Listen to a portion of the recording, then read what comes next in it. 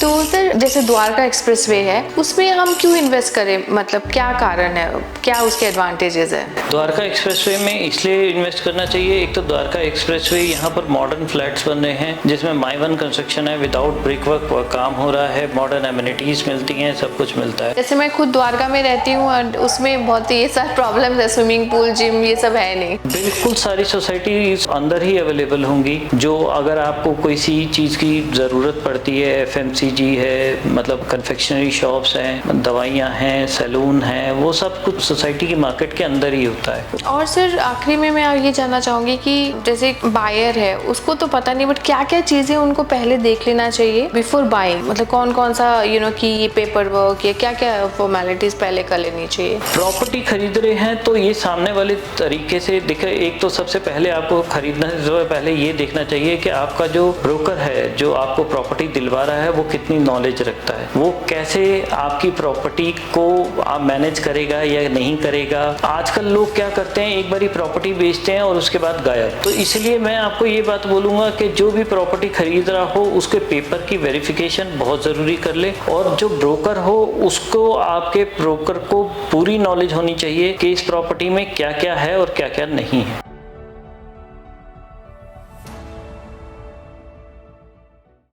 Hi everybody, आज आपका property bytes में स्वागत है और आज हमारे साथ है मिस्टर आशीष बसीन फ्रॉम द्वारका एक्सप्रेसवे होम्स। तो sir welcome to our show. And sir आपसे कुछ हम जानना चाहेंगे क्योंकि आप काफ़ी आपके बारे में सुना है। तो सर जैसे द्वारका एक्सप्रेसवे है उसमें हम क्यों इन्वेस्ट करें, मतलब क्या कारण है, क्या उसके एडवांटेजेस है? द्वारका एक्सप्रेसवे में इसलिए इन्वेस्ट करना चाहिए। एक तो द्वारका एक्सप्रेसवे यहाँ पर मॉडर्न फ्लैट्स बन रहे हैं जिसमें माई वन कंस्ट्रक्शन है, विदाउट ब्रिक वर्क काम हो रहा है, मॉडर्न एमिनिटीज मिलती हैं, सब कुछ मिलता है। प्लस ये आने वाले टाइम में बहुत ग्रो करेगा। और उसके साथ साथ ये भी है कि यहाँ पे बहुत सारी चीज़ें एडवांटेज है, काफ़ी स्कूल्स हैं, और आने वाले टाइम में शीतला माता मेडिकल कॉलेज है जो 1500 बेड का है। बहुत सारी चीज़ें ऐसी हैं, 100 एकड़ का पार्क आता है। तो ये सारी चीज़ें अभी द्वारका एक्सप्रेसवे पे आने वाली हैं, और आने वाले टाइम का जो फ्यूचर है, जिस हिसाब की यहाँ की प्रॉपर्टीज बन रही हैं, जो लग्जरी यहाँ पे की प्रॉपर्टीज में अवेलेबल हो रही हैं, वो शायद कहीं और होंगी भी नहीं। तो इसलिए द्वारका एक्सप्रेसवे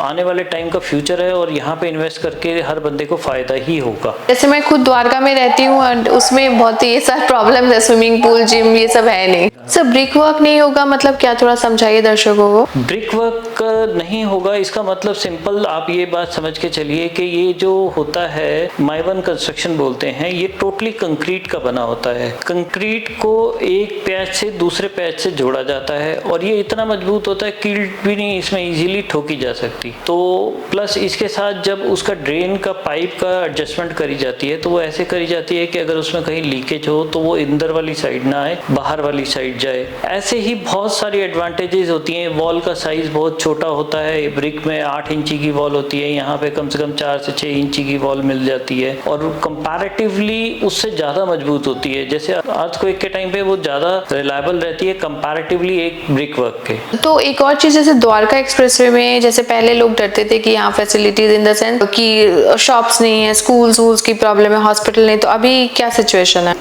बिल्कुल सारी सोसाइटी अंदर ही अवेलेबल होंगी। जो अगर आपको कोई सी चीज़ की ज़रूरत पड़ती है, FMCG है, मतलब कन्फेक्शनरी शॉप्स हैं, दवाइयाँ हैं, सैलून हैं, वो सब कुछ सोसाइटी की मार्केट के अंदर ही होता है। उसके लिए आपको बार बार मॉल जाने की ज़रूरत नहीं पड़ती। प्लस आप देखेंगे club house, swimming pool, snooker, badminton court, lawn tennis court, half basketball court, cricket pitch, ये सारी जो सोसाइटीज़ में अवेलेबल होता है।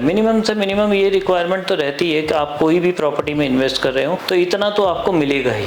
सर आप क्या सजेस्ट करोगे, किस में करना चाहिए? एक अफोर्डेबल आप बताइए, एक लग्जरी बताइए। सर दोनों ही अपने लेवल से खरीद सकते हैं। अफोर्डेबल बायर्स के लिए वो वाली देखिए जो सारे इतना फर्स्ट टाइम घर ले रहा है या कोई इन्वेस्टमेंट के लिए शुरुआत कर रहा है, उसके लिए अफोर्डेबल फ्लैट बहुत बढ़िया चीज़ है। 45-50 लाख रुपए में आप 2 BHK, 30-35 लाख रुपए में 1 BHK, 80-85 लाख रुपए में 3 BHK, आपको यहाँ पे अफोर्डेबल फ्लैट्स मिल जाते हैं। लग्जरी की कोई लिमिट नहीं है। लग्जरी तो आप जितना महंगा खरीदना चाहते हो, आप लोगों ने सुना ही होगा DLF ने एक फ्लैट बेचा है जिसका कॉस्टिंग तकरीबन 90 करोड़ रुपीस है। तो लग्जरी नेवर एंड। तो लग्जरी यहाँ पर भी बहुत सारी है, जिसके अंदर आप द्वारका एक्सप्रेसवे में आप ये बात मान के चलिए 2-2.5 करोड़ रुपए से प्रॉपर्टी चालू होती है 3 BHK, और ये अराउंड 10-15 करोड़ तक भी जाती है। आप विलास भी ले सकते हो, आप दूसरे तरीके प्लॉट भी खरीद सकते हो। तो द्वारका एक्सप्रेसवे पे बहुत सारी प्रॉपर्टी है, बहुत सारे ऑप्शन है, और सबके लिए कुछ ना कुछ है। तो एक और चीज, जैसे द्वारका एक्सप्रेसवे में जैसे पहले लोग डरते थे कि यहाँ फैसिलिटीज इन द सेंस कि शॉप्स नहीं है, स्कूल्स की प्रॉब्लम है, हॉस्पिटल नहीं, तो अभी क्या सिचुएशन है आज की डेट में? ये द्वारका एक्सप्रेसवे पे आप मान के चलिए सराउंडिंग में 56 स्कूल एक्टिव हैं बिल्कुल अच्छी तरीके से। इसमें इंटरनेशनल भी हैं, DPS भी है, हेरिटेज इंटरनेशनल है, बहुत सारे स्कूल्स हैं जो यहाँ पर आज पूरे तरीके से लोग मतलब अपने बच्चों को भेजते हैं, वहाँ पे पढ़ते हैं। और इंटरनेशनल का मतलब तो आप समझते ही हैं कि वहाँ पे स्पोर्ट्स वगैरह सारी एक्टिविटी होती ही। ऐसा कुछ नहीं है कि स्कूल्स नहीं है। हॉस्पिटल में भी यहाँ पर कोलंबिया एशिया है, मेदांता सिटी है, और 2-4 हॉस्पिटल हैं। और आने वाले टाइम में मैंने पहले भी बताया शीतला माता मेडिकल कॉलेज जो विद इन अ ईयर पूरा फुली ऑपरेटेड होगा। तो मुझे नहीं लगता यहाँ पे मेडिकल कॉलेज आने के बाद किसी हॉस्पिटल की ऐसी कोई कमी महसूस होगी। और वैसे भी आप किसी भी मॉल में या किसी भी उसमें जाएंगे तो वहाँ पे हॉस्पिटल फैसिलिटी रहती है, मतलब कोई ना कोई डॉक्टर आपको मिल जाएगा किसी ना किसी चीज के लिए। आप सर्च मारेंगे, गूगल आजकल सब कुछ बता देता है। द्वारका एक्सप्रेसवे पे बहुत सारे डॉक्टर्स अवेलेबल हैं जो आपको सारी सपोर्ट दे सकते हैं। आपको इतना एक्सपीरियंस है इस फील्ड में, एज अ आम आदमी कोई अगर इसमें इन्वेस्ट करना चाहे द्वारका एक्सप्रेसवे में, तो किसमें करे और क्यों करे, कैसे करे, ये थोड़ा बताइए।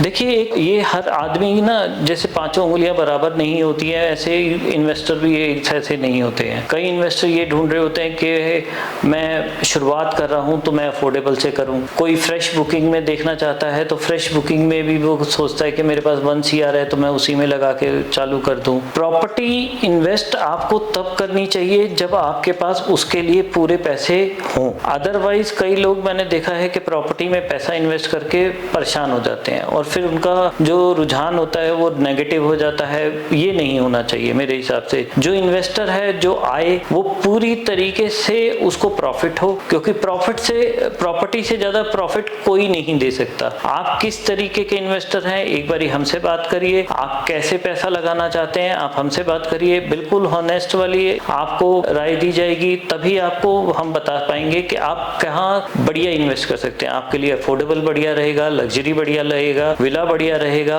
ये सारी चीजें आपके ऊपर डिपेंड करती है कि आपका बजट क्या है। सर आप क्या सजेस्ट करोगे किस में करना चाहिए? सर एक अफोर्डेबल आप बताइए, एक लग्जरी बताइए सर। अफोर्डेबल में आपको यहाँ पर द्वारका एक्सप्रेसवे में सन सिटी सबसे अच्छा अफोर्डेबल अभी तक गिना जाता है। और आने वाले टाइम में जो मेन रोड पे पड़ रहा है SCBS का एरोविले है, ये अफोर्डेबल के बहुत अच्छे ऑप्शन रहेंगे आने वाले टाइम में भी। और सबसे बढ़िया बात ये है कि इनमें आप इन्वेस्ट करते हैं तो आप ग्रो ही करके निकलेंगे, आप लॉस में कभी नहीं जाएंगे, चाहे आप कभी भी खरीद लीजिए। अब हम लग्जरी की बात करते हैं। लग्जरी में द्वारका एक्सप्रेसवे पे शोभा है, एलान है, पुरी है, गोदरेज है, एक्सपीरियन है, मतलब ये सारी प्रॉपर्टियां लग्जरी प्रोवाइड करती है, जिसका कॉस्टिंग 2.5 करोड़ रुपए से चालू हो जाता है। और ये जो जाता है तकरीबन आप मान के चलो फ्लैटों का अगर हम बात करें तो 7-8 करोड़ रुपए तक जाता है। Right sir. और सर आखिरी में मैं ये जानना चाहूंगी कि जैसे बायर है उसको तो पता नहीं, बट क्या क्या चीजें उनको पहले देख लेना चाहिए बिफोर बाइंग, मतलब कौन कौन सा कि ये पेपर वर्क या क्या क्या फॉर्मेलिटीज पहले कर लेनी चाहिए? प्रॉपर्टी खरीद रहे हैं तो ये सामने वाले तरीके से देखिए। एक तो सबसे पहले आपको खरीदने से पहले ये देखना चाहिए कि आपका जो ब्रोकर है जो आपको प्रॉपर्टी दिलवा रहा है वो कितनी नॉलेज रखता है, वो कैसे आपकी प्रॉपर्टी को आप मैनेज करेगा या नहीं करेगा। आजकल लोग क्या करते हैं, एक बारी प्रॉपर्टी बेचते हैं और उसके बाद गायब। ऐसा नहीं होना चाहिए। प्रॉपर्टी जब भी आप खरीदें तो इस बात का सबसे पहले ध्यान रखें कि ब्रोकर आपका जो है वो पेपर्स के लिए बिल्कुल नॉलेजेबल हो। जो पेपर्स, क्योंकि हर प्रॉपर्टी के अलग पेपर्स हैं। आप जब फ्रेश की प्रॉपर्टी खरीद रहे होते हैं तो बिल्डर को अलग पेपर दिखाने होते हैं कि बिल्डर के पास OC है, मतलब उसको बनाने के लिए रेरा है या नहीं है, BBA में क्या पॉइंट्स हैं। यूजुअली लोग ज्यादातर BBA के पॉइंट्स नहीं पढ़ते जो पढ़ लेने चाहिए। और अगर आपको कोई भी बिल्डर कोई स्कीम ऑफर कर रहा है तो उस स्कीम का आपको एक एक पॉइंट समझ लेना चाहिए खरीदने से पहले। खरीदने से पहले आपको सारी चीजें बताई जाएंगी, खरीदने के बाद आपको कोई कुछ नहीं बताएगा। तो इसलिए मैं आपको ये बात बोलूंगा कि जो भी प्रॉपर्टी खरीद रहा हो उसके पेपर की वेरिफिकेशन बहुत जरूरी कर ले, और जो ब्रोकर हो उसको, आपके ब्रोकर को पूरी नॉलेज होनी चाहिए कि इस प्रॉपर्टी में क्या क्या है और क्या क्या नहीं है। और टाइमलाइन जो दे रहा है, क्या उसमें डिलीवरी होगी? बायर्स को डिलीवरी टाइम किस तरीके से समझने चाहिए? देखिए, डिलीवरी टाइम तो रेरा के ऊपर डिपेंड करेगा कि रेरा को डिलीवरी टाइम क्या दिया हुआ है, कैसे दिया हुआ है। और बायर जब खरीद रहा है उसको 2 साल का टाइम दिया है, 3 साल का टाइम दिया है। पहले होता था कि बिल्डर किसी चीज को लेके इतने कॉन्शियस नहीं होते थे। रेरा के आने के बाद लोग कॉन्शियस हो गए हैं, बिल्डर भी कॉन्शियस हो गए हैं, और वो क्या करते हैं कि अपनी जो टाइम लिमिट है वो इतनी रखते हैं कि उससे पहले वो डिलीवरी कर सके। तो वो जो टाइम लिमिट पे होती है तो बिल्डर ज्यादातर आज की डेट में टाइम लिमिट पे ही डिलीवरी कर देता है। 45 लाख से भी अवेलेबल है। मतलब जो अफोर्ड कर सकता है उस पे जाओ, rather than कि इतना लोगों को देके या किसी का सुन के आप ज्यादा पैसे डाल दो एंड देन यू सफरिंग, है ना सर? मैंने ये फिर पहले भी बताया था, डिस्कशन वहीं पे घूम फिर के वापस आ गई। मैंने ये बात बताई थी कि डिपेंड करता है आपके पास बजट क्या है। अगर आप फर्स्ट टाइम इन्वेस्टर हैं और आपको सिर्फ छोटी प्रॉपर्टी में इन्वेस्ट करना है तो आप अफोर्डेबल पे जाइए। अगर आप लग्जरी प्रॉपर्टी में दे सकते हैं तो आप लग्जरी प्रॉपर्टी में जाइए। आप डिपेंड करता है, अगर आप रहने के लिए घर देख रहे हैं उसमें आपको क्या कन्वीनियंस चाहिए तो उसके लिए एक अलग वर्किंग होती है। तो ये हर वर्किंग अलग अलग होती है इन्वेस्टर के हिसाब से। इन्वेस्टर क्या चाह रहा है ये उसके ऊपर डिपेंड करेगा। हम द्वारका एक्सप्रेसवे होम से, मैं आशीष बात कर रहा हूं, और आप मुझे कभी भी किसी भी तरीके से मेरे मोबाइल नंबर पे जो नीचे दिख रहा होगा आपको, आप उस पर कॉन्टैक्ट कर सकते हैं। इसके साथ रादर देन आप मुझे वेबसाइट द्वारका एक्सप्रेसवे होम्स पे भी देख सकते हैं। हमारे पास जो यूनिट्स रहती हैं वो साइट पे भी अवेलेबल रहती हैं। ठीक है सर, थैंक यू सर आपके टाइम के लिए और इतनी सारी इन्फॉर्मेशन आपने दी। आप लोग सर से कांटेक्ट कर सकते हैं, सर का नंबर है एट एनी टाइम। ये मोस्टली रीसेल पे काम करते हैं। Thank you.